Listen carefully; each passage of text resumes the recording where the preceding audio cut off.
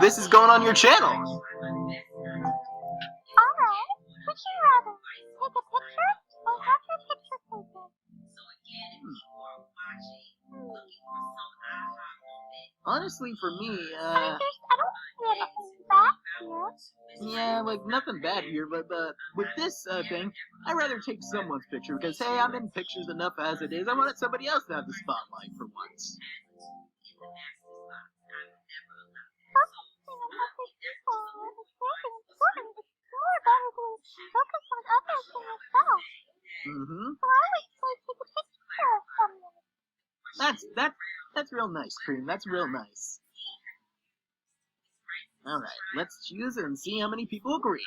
Wow! Looks like 70% of people agree with us, and 30% would rather have their picture taken. Wow. Ah, okay. Oh, wow.